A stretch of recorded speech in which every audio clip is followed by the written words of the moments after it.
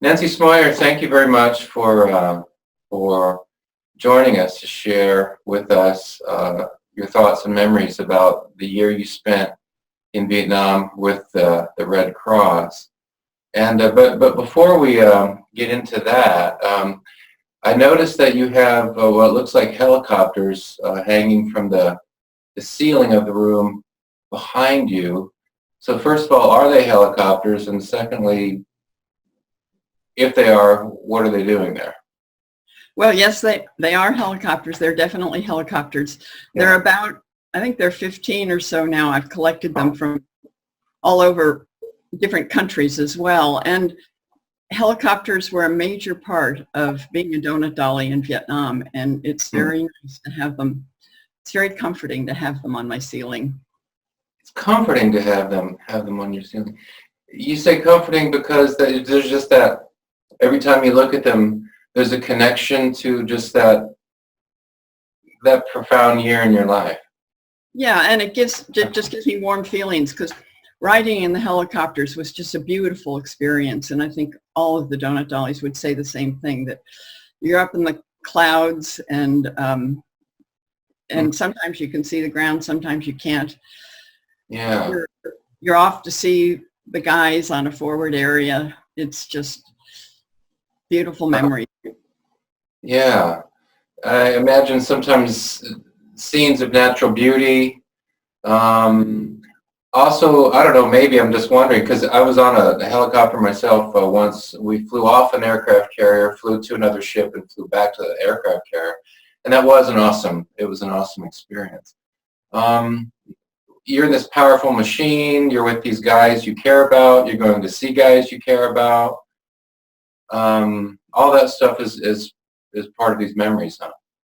Yeah, and it's also a time when we could just relax and enjoy it, because almost every other minute of the day, except we were in our hooches, we were on. We were being watched. We were being friendly, or if nothing else, we knew eyes were on us.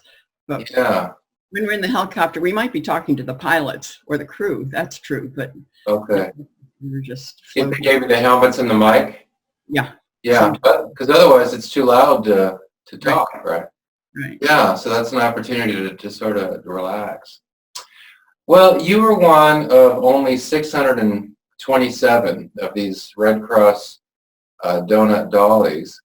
And first of all, I wonder if you could tell us do you know where that name comes from? Because, I've read your memoir, and I don't remember you talking about always walking around with donuts and handing those around. So where does that name, do you know where that name comes from? Well, it comes from, I can never remember if it's World War I or World War II. I meant to check that before I talked to you. Yeah. Because they did. World War I, yeah, I think so. They did, see, you knew. So they did serve donuts, and but also there are Donut Dollies that were in Korea as well, and they did make and serve donuts, but we never did. That wasn't part of our job, but the name stuck. It's a nickname. Well, you mentioned, so you're not dispersing donuts, but there's all sorts of things you're doing. So what sort of things did you do? Just what might a typical day involve? Well, it could be a lot of different things. The official title is Supplemental Recreation Activities Overseas, SRO. I always have to think about that because it doesn't but we were recreation aides, and so we had recreation centers in some of the base camps, and that was a big part of it if we did have a recreation center. But mostly what we tried to do was do what we called the clubmobile, which was to take these games to the places where the men were. And we'd gather the men together and set up these games that were really pretty silly, but it was a way to give the guys a break from the war, to allow them to see American women for a short period of time, and just interact with us. Sure. I imagine it will be different for, different troops will have different responses, but on the whole, do you think the guys were more interested in playing the games or more interested in spending a little time in the presence of American women? Well, the games, we all acknowledged that the games were silly, but they were a means to an end. They Yeah. were a way for us to interact with them. Yeah.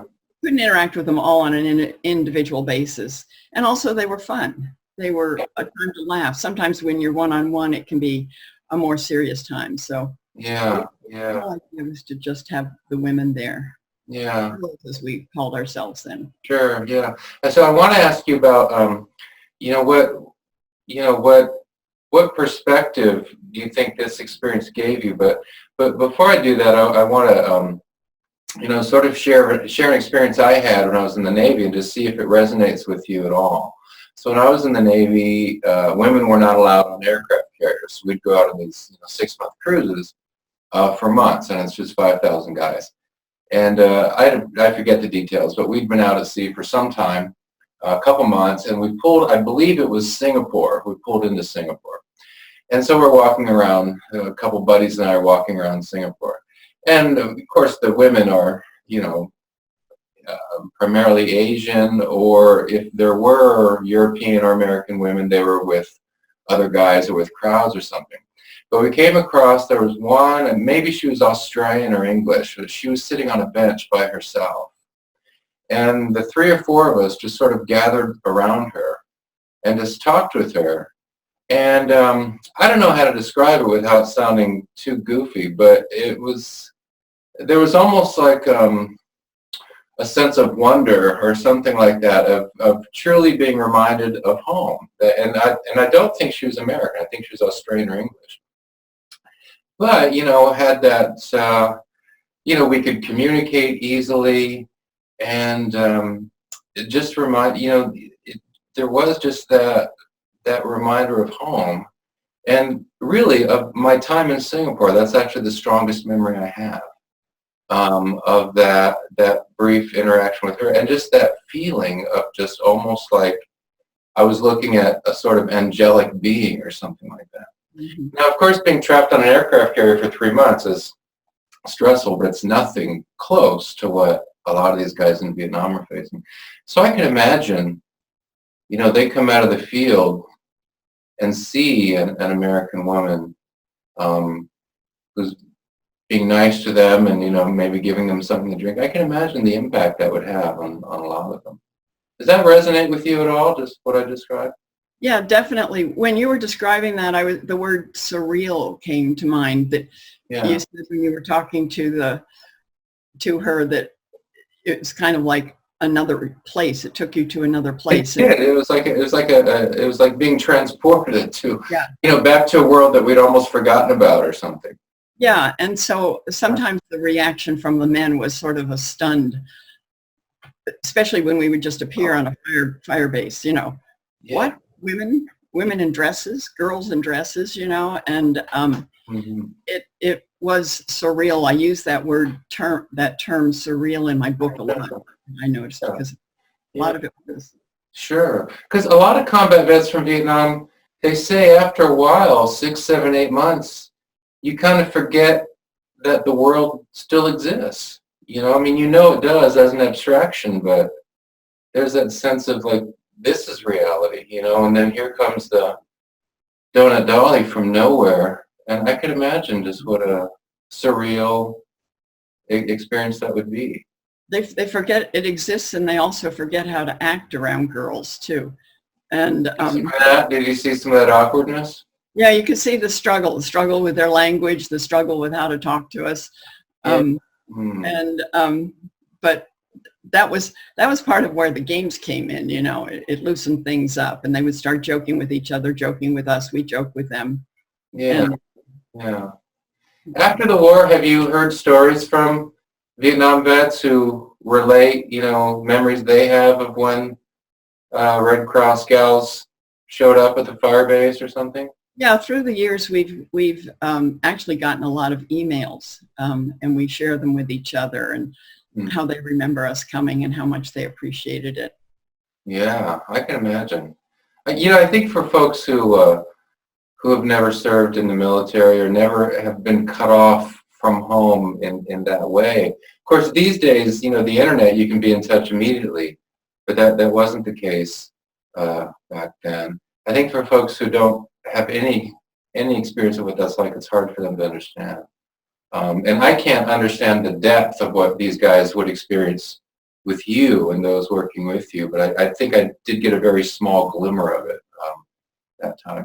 I think we've kind of touched on this already, sort of indirectly, but this is this is kind of a special thing. Only 627 Red Cross Donut Dollies in Vietnam.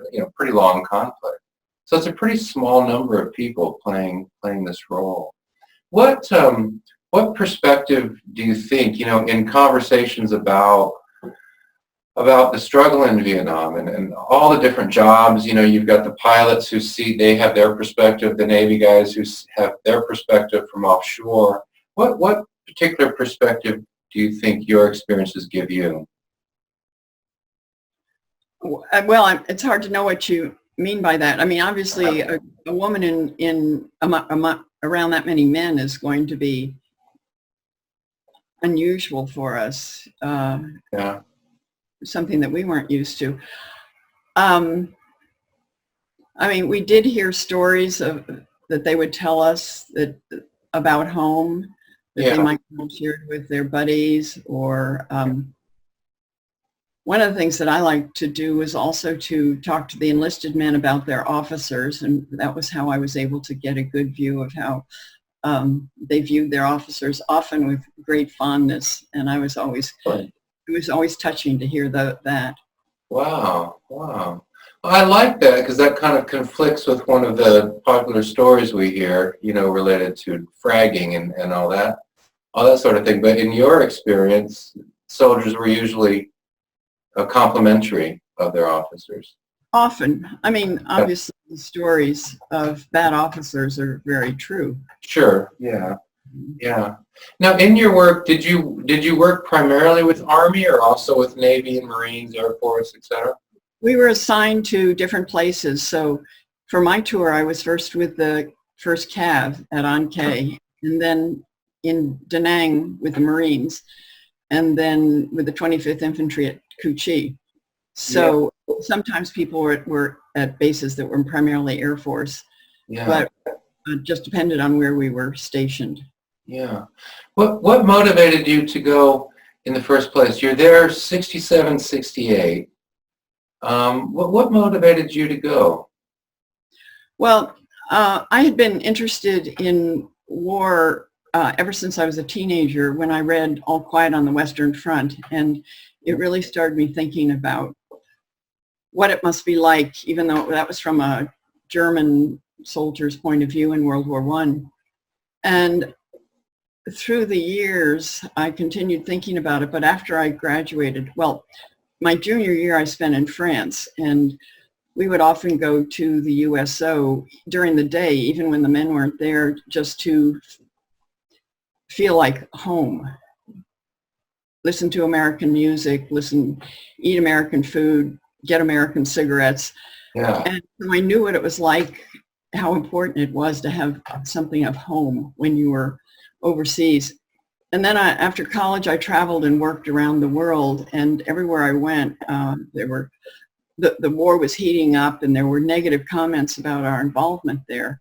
And even though I didn't have opinions about the war and whether we should be there or not, I knew that I wanted to be there to do what I could to make it better for the men who I figured didn't all want to be there. And I say in my time in France, I knew how important it was to that touch of home.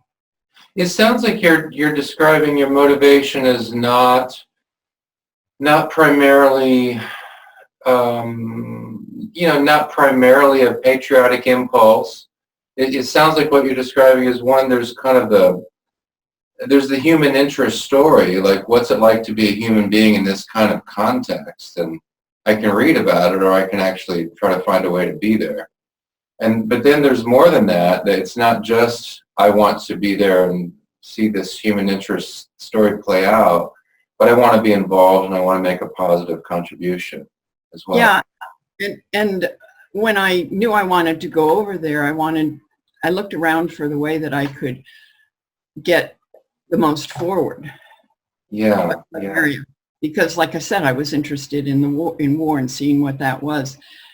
And so I looked into special services. I wasn't interested in going in the Army. And then I heard about this Red Cross program where women were able to go further forward than any other women except journalists. And it was exactly what I wanted to do. Wow, yeah.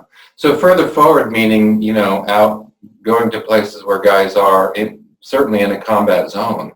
Fire bases. Yeah, fire bases. Yeah. Yeah. You were there during the whole war is tough, but that era that you're there is kind of a tough era.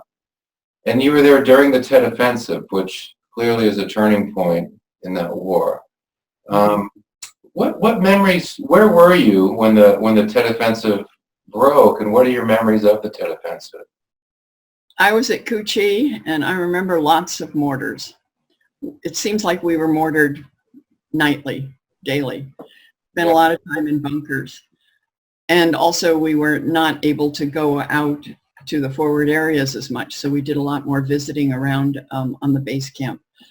Yeah. But yeah, it was a worrisome time. Actually, the picture on my book is of our hooch where we were living at the time. Mm-hmm. And we were putting extra sandbags on the bunker, building it up, and actually the headquarters, which was just less than 100 yards from us, was mortared and blown up one evening. So wow. It was not a safe place, but that's where we were.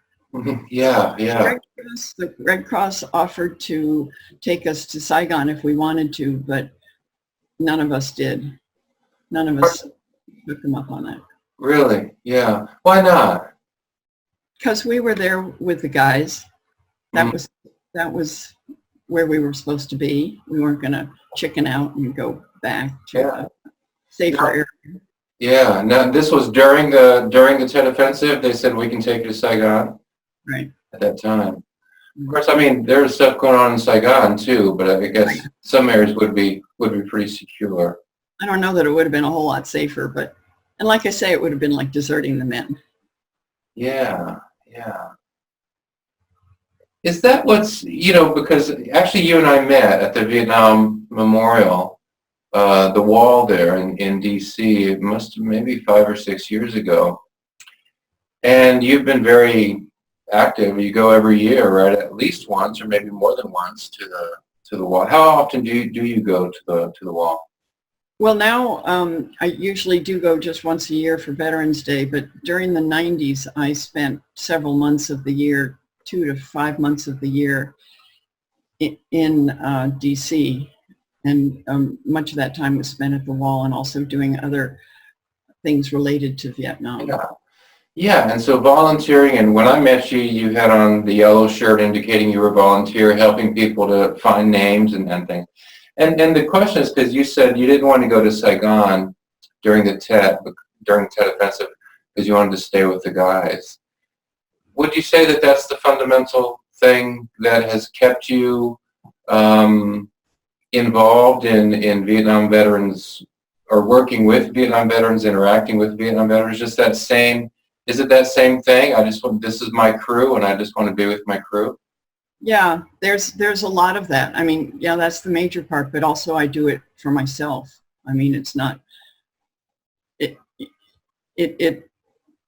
meets a need for me to stay connected to that experience. And of course, that experience involved the men, but yeah, it was such a huge part of my life that I just can't leave it behind.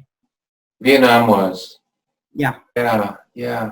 You mentioned when we were just talking briefly the other day, I think you said that not a day goes by that Vietnam isn't in your mind. Is it by that, do you mean that Vietnam goes through your mind in one way or another? For example, when you look at the helicopters hanging from the ceiling, or that it's like a continual presence in a way? You know, I can't really answer that because I don't know. I just, it's not like, well, I guess there are times when I will think about certain incidents, but Yeah. it's a presence. It's just Yeah. so much of life can be filtered through a huge experience like that, that something, it may remind me of feelings or. Yeah. Yeah. Yeah. What motivated you to you in your memoir you described going back to Vietnam in 1993, and some veterans probably, well, I don't know, maybe it's a 50-50 split. I've met some veterans who have gone back. I've met some veterans who would like to go back but haven't, and I've met a fair number of veterans who have absolutely no interest in going back. What motivated you to go back in I believe it was 1993, if I remember correctly? Yeah. What was it that motivated you to go back? When you say that there are veterans that don't want to go back, first of all, I always say they're the ones that need to go back the most. Mm. And I was actually one of those people. I didn't want to go back. I had a lot of anger toward the Vietnamese people, the Vietnamese government, and also toward the American people and the American government, to be fair. But I knew that, I was pretty sure from my traveling that I'd done in foreign countries that if I were to go back, I could deal with at least my negative feelings toward the Vietnamese.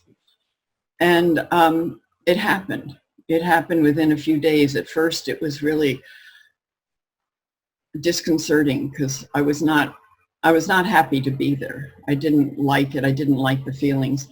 And then I realized that I needed to separate the Vietnam in my memories and the Vietnam that was now. And the people there are fine people. They've been traumatized just as we have. Yeah. And we were working, I was there with the Veterans Vietnam Restoration Project, and we were renovating a clinic in Ho Chi where I had been during Tet, and we were working with Vietnamese veterans, two of whom had been major players in the Tet Offensive. Yeah. And it was just eerie to think they were in fact shooting mortars at me. One was in charge of the mortars, one was in charge of the whole Tet Offensive.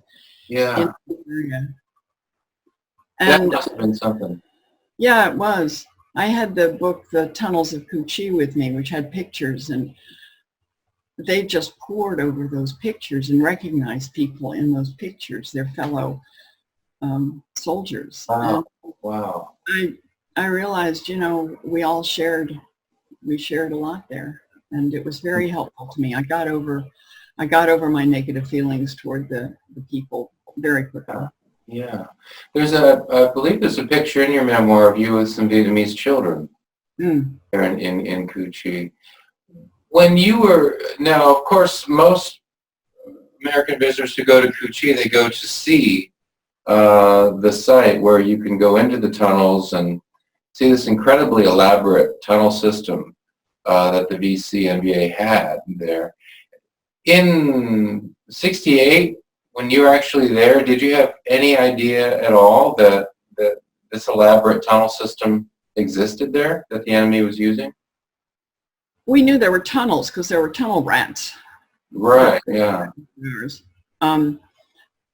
I don't know that we knew that they were all underneath the base camp. Yeah, They were, incredible. yeah. Yeah, it really is.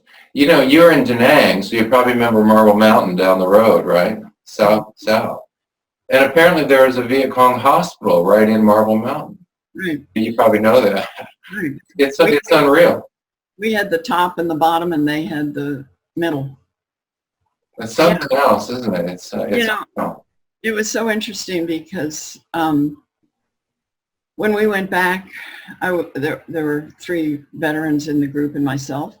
Yeah. And the more we heard about, say, the tunnels or Marble Mountain or the Ho Chi Minh Trail and how they carried so much on their bicycles on the trail. And the more we heard about it, the more we sort of had this mantra that was, we never had a chance. And because they just had the whole country covered. And that became evident during Tet, is that they could do it at will when they wanted to. I was not political at the time. I didn't express any political feelings deliberately at the time, but since then it's become clear to me that we should not have been there, and I really regret our involvement there. Yeah, yeah. And when you say that, you know, reflecting on it, you feel that we should not have been there at all, is that primarily because just the nature of the place, the tenacity of the people, that in that respect it was just an unwinnable war, or what is the main thing that led you to that conclusion? Well, I'm not comfortable getting into the whole history of it. No. Just your personal perspective, yeah. I generally say that it was not a place that we as the United States of America should have been. Yeah, I hear that. You mentioned when you came home that you were, I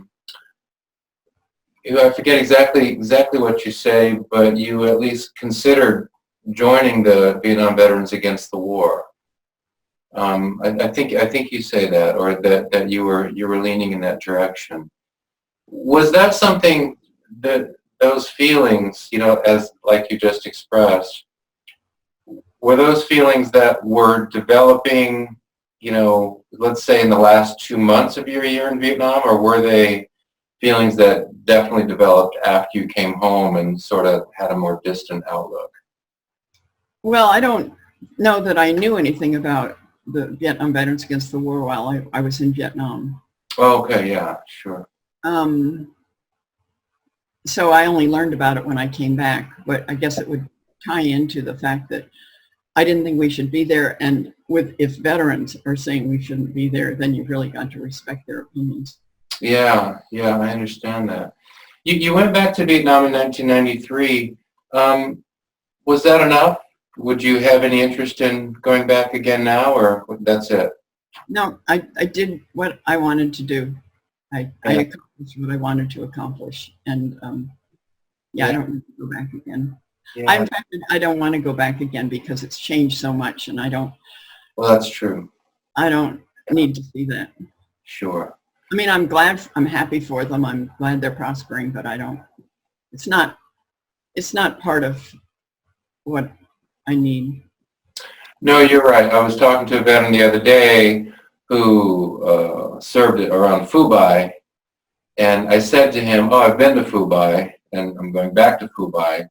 But then I followed that up and said, "But of course, the Phu Bai that I have seen and will see again is not the Phu Bai that you saw." So well, that was kind of, even going back in '93, the difference was really upsetting to me because the country was at peace, and I was remembering it covered with GIs and fire bases and LZs, and to see it a whole different Vietnam. It was like, what happened to my Vietnam? Where did it go? And that was the sort of the resolution that I came to, was that I can still hold my Vietnam, my memories, and I can also respect and enjoy the fact that they have moved ahead. Yeah. Give it back to them. I felt like, okay, it's your country. You mentioned during Tet, you know, the mortar rounds coming in, you're putting the sandbags around the hooch, you're given the option to go to Saigon, you don't want to do it. That's pretty intense. You're having these incredible experiences, you know, as we were saying at the outset, getting on helicopters and flying from one place to another, the incredible power of these machines. You probably got door gunners there with these amazing, you know, these incredibly powerful weapons. You're having these incredible experiences of, seeing guys look at you almost in kind of a dazed stupor, like, what is this? What is this? I forgot that, such creatures existed, and almost these angelic beings who've just walked onto the firebase. It must have been, I don't know what the right word is, awkward or difficult to come back to the U.S.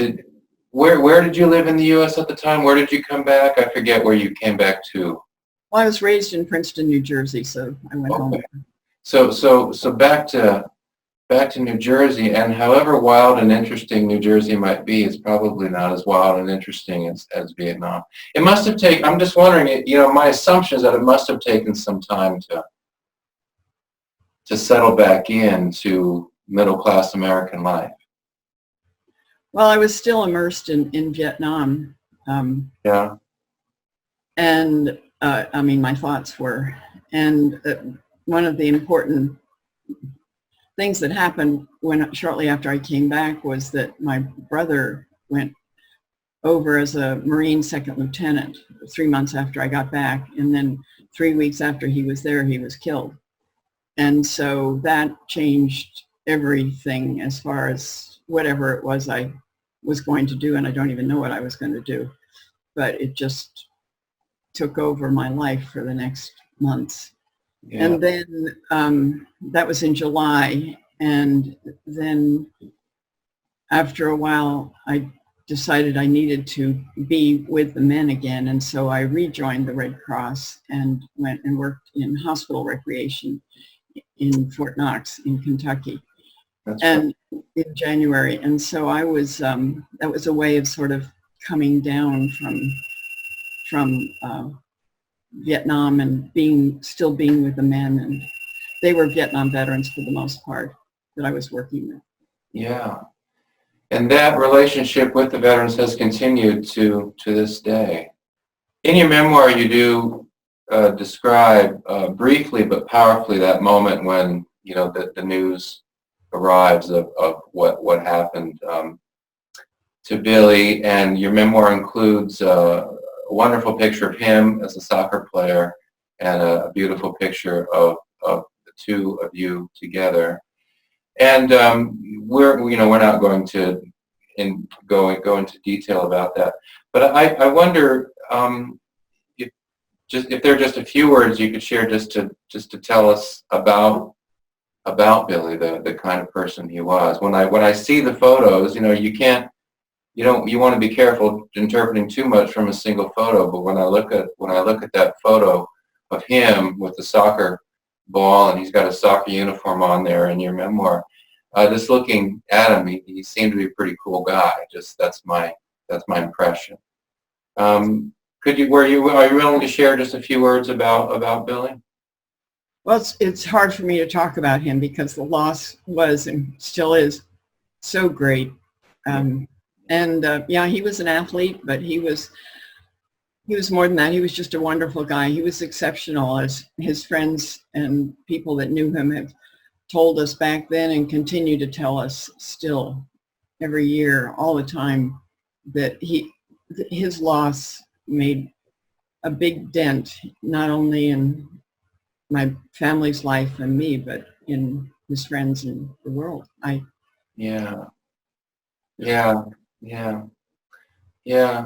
Is that, of course you're going to the wall is you're certain. I mean, it's like the reason you gave to go to Vietnam. I mean, it's at least for me, it's just a fascinating human experience to be there at that wall. It's such a unique place, and you've got these other memorials which are interesting, but I sort of pass through them. The Vietnam Wall is a place where I can easily spend 3 or 4 hours, and it's just a fascinating place to be. But I'm imagining for you that's also, as was the case with Vietnam, it's not only an interesting experience, but it's also a way of being with the guys once again. Is that right? Do you think that's the right way? Especially at the beginning. I mean, I was there 2 months after it was built, and it started volunteering then. And Yeah. during those early days, it was just incredible because the only people that came were veterans and family members. And so it had an intense impact on them and therefore on me. And so it was really wonderful to be able to be there to share it with them and be able to do what I could to help to talk to them about it. Yeah. And you say in your memoir that you live in Alaska, and so you went to the University of Alaska Fairbanks, got a graduate degree, if I remember correctly, in counseling, if I remember correctly, and then also spent a number of years as a counselor with veterans. Mm-hmm. Yeah, I went back to school when I was 50 to get my master's, and then I started working at the vet center as a counselor, and I did that for 11 years, and then I retired. Yeah, yeah. So again, I was back working with the guys, the Vietnam veterans. This was just as the Iraq-Afghanistan veterans started coming into the vet center that I retired about that time. So I only talked to a few of them. So it was mostly Vietnam veterans that I was working with at the vet center. Yeah. Well, Nancy, by the way, I should have mentioned this earlier. You have your old Red Cross Donut Dolly uniform on. So impressive that you can still wear that. That's not a common feat. It's just the top of it, so don't have to worry about the rest of it. Yeah, we wore the patch of the unit we were with, so I get to wear the calf patch and also the 25th Infantry Division, and then I put the Marine Eagle Globe and Anchor on the collar so everybody is represented. Normally I wouldn't wear all of them, just the one I was with at the time, and in fact the Marines don't wear insignia, so I didn't wear any insignia when I was with the Marines. Yeah. Well, I think my last question is a very, very, very broad. So I just want to pitch a very broad question to you. Let me just put you, in your mind's eye in front of my students, for whom the Reagan presidency is sort of a distant, unknown past, let alone Vietnam. Believe it or not, Nancy, my students now don't even remember 9/11. They were toddlers. So they don't even have a living memory of 9/11. So Vietnam is the equivalent of the Crusades or something, sort of, as far as they're concerned. Suppose you just had a minute or two to share with them whatever you wanted to share with them, whether it be something about the war, about what it's like to be in a combat zone, about just your own personal experience, about the Vietnam veterans. So basically what I'm doing is I'm handing my class over to you for a minute or two and just saying, Nancy, what do you have to say to, what would you want to say to 18, 19, 20, 21-year-olds who are college students today? Anything come to mind? That's a big stretch. Back, maybe 20 years ago, I went to high schools and talked to them with a group of veterans. And they, for the most part, were totally uninterested in my experience. They wanted to talk to the guys that had been in combat. So it's very disheartening. As far as what I would say now, well, one of the things that they could think about is the fact that within a few years, they would be of the age, or possibly right then at 18 years old. Well, this is college students. So yeah, for college level, yeah. Yeah, so this is the age when they would be in combat and they would be responsible for the lives of men under them, depending on their position. And that's sort of hard for them to imagine, as it was for the guys that were there and now. And I guess the other thing that just to understand the effects of war and the PTSD, most of people, it seems like, are aware now of post-traumatic stress, and that it is a real thing that affects pretty much everybody to some extent or another who has been in a war or in other life-threatening situations. And to inform themselves and also to help people that they see might be being affected by things like that. Yeah. Well, that's one of the reasons that really, I think the main reason I'm doing this series of discussions, um, just a real focus on the individual's experience in combat zones. And so that's why, if I heard some high school students say, well, I want to hear from the guy in the field, not from the Donut Dolly, I'd say, well, but guess what? The guy in the field would really love to hang out with the Donut Dolly for a few minutes, and that's an important part of the story. And, I probably shouldn't say this, but when it comes to memoirs, I'm very much biased in favor of women's memoirs. I think they're almost always more interesting because they're very relational. There's another thing what you were saying kind of made me think about it, is that being in a war in a combat zone, whether you're fighting or not, is a very intense experience. Yeah. And it's very hard to live up to that experience again, or to recapture that experience in normal life. And the adrenaline, you hear a lot about the adrenaline. Adrenaline is high for everybody all the time. Yeah. And it's hard to come back from that. Sure. But,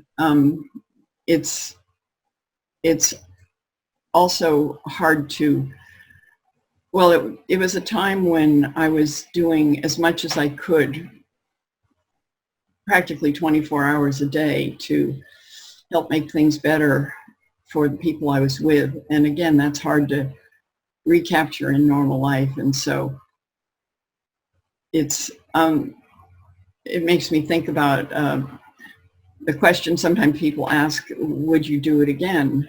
And we were at a Red Cross reunion in 1981, and we had a panel discussion, and there were about 100 girls, women in the room. Yeah. And they were asked, how many of you would do it again if you could? And I would say that most of us raised our hands. And then they said, would you want your daughters to do it? And most of the hands went down. So even though it was an experience that we wouldn't give up, it's not one that you want other people to have to go through. War is terrible. Yeah. There's so much damage, even though it brings out a lot of times the best in people. Yeah. So I said a minute ago, that was my last question. Here's just another one though. When you look at, do you ever find yourself when you look at folks who are 23, 24, 25, 20, you look at them now, do you ever think to yourself, wow, that's how old we were when we were doing all this stuff over there? I mean, the helicopter pilots flying you around are 24 years old, Or younger. Yeah. I can't make that transition. I just can't see.